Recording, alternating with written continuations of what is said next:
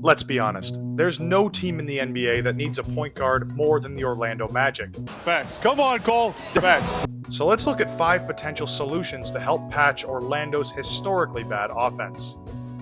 Number 5, Payton Pritchard. The Boston Celtics' 6th Man of the Year candidate just broke the NBA's all-time record for most three-pointers made off the bench in a single season. And in an increased role, you'd likely see that production carry over from the second unit into the starting 5. He's proven to be one of the league's most deadly and trusted long ball threats.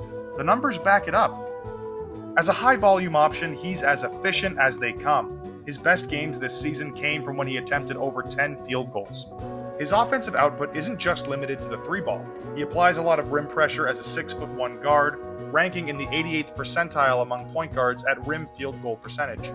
As for team fit, he may not be the point of attack defender that Jalen Suggs is, but that's not what the Magic need. Inserting a defensive liability would be made up for with players like Suggs, Kentavious Caldwell-Pope, and Franz Wagner alongside him. It worked for the Isaiah Thomas Boston Celtics. Why wouldn't it work for Payton Pritchard's Orlando Magic? The 27-year-old is under contract with the Celtics until 2028, and with a price tag that ranges from $6 million to $8 million in that frame, he's one of the best bargains a team could have. However, that makes him much harder to trade for. Boston would likely ask for players that fit into their championship window, like Jonathan Isaac or Mo Wagner. Is it realistic? Boston would need a good reason to move on from a player of Pritchard's caliber, but he has voiced his desire to play in a starting role, whether that be in Beantown or somewhere else. Number 4, Anfernee Simons. The Orlando area native has been productive as a top-scoring threat in 2 different systems with the Portland Trailblazers.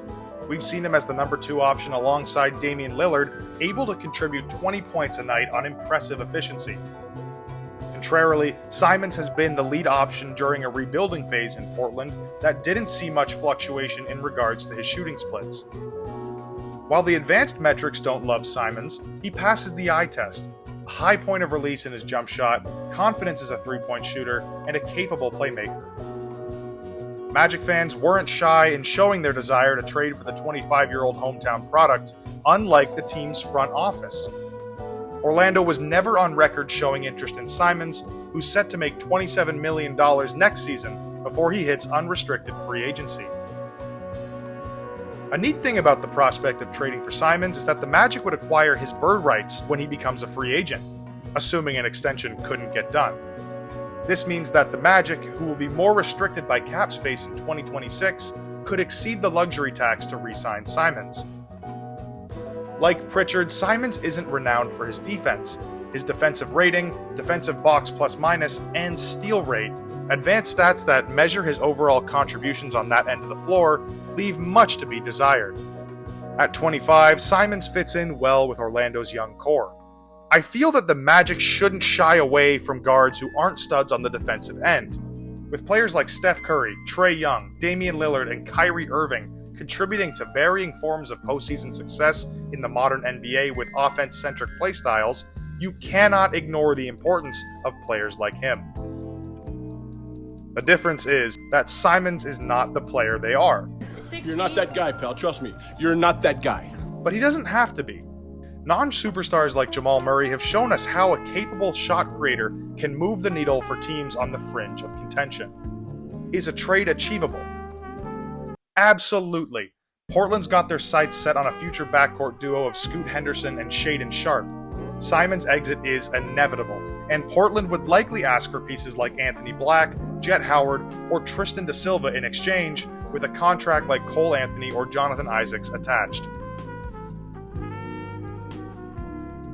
Number 3, Collin Sexton. Sexton fits into the same mold of Pritchard and Simons, youthful, smaller scoring guards with all-star potential.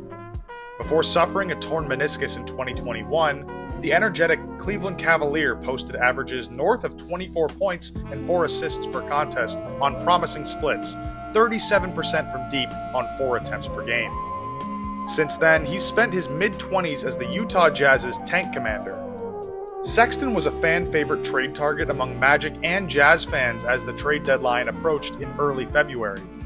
The prospect of acquiring the 26-year-old felt viable, as the Jazz were clearly focused on the draft as early as the new year, and he was slowly losing his spot to rookie playmaker Isaiah Collier.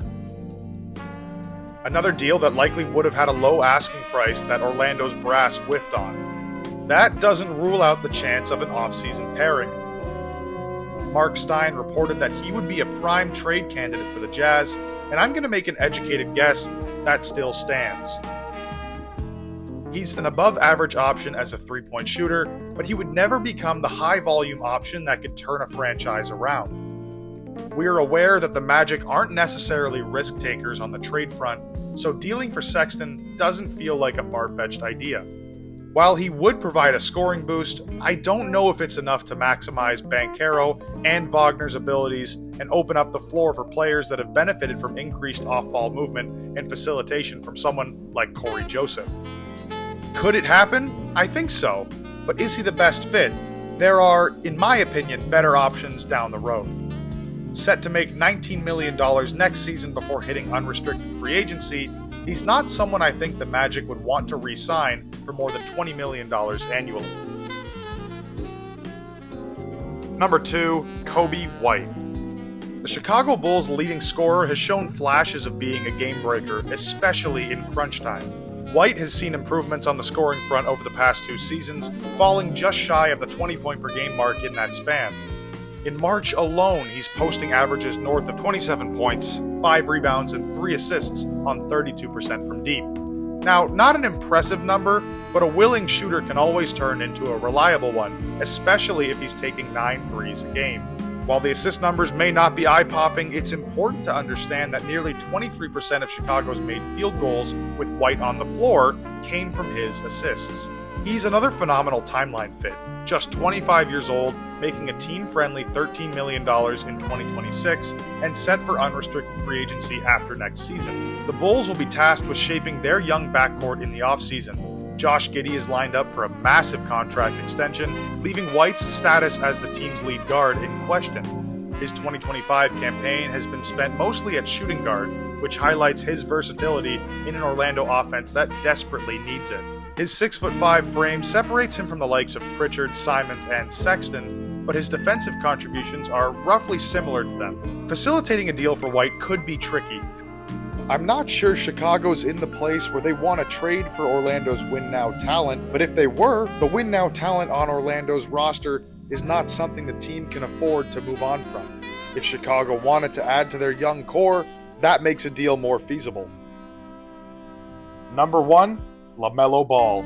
Ball is by far the target that'd be hardest to acquire on this list. He's commanding big money over the next 4 years of his maximum contract. Nearly $40 million on average.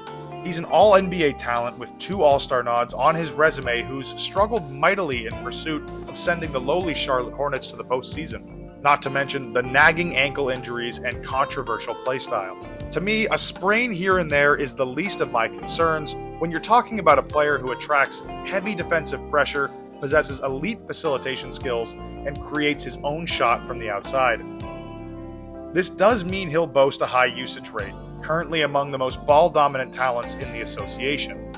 Advanced stats don't love LaMelo, but they do suggest that he takes the risks that he does as a shot creator and playmaker because Charlotte's offense revolves entirely around him. The big question with Melo is, how the hell are you going to trade for him?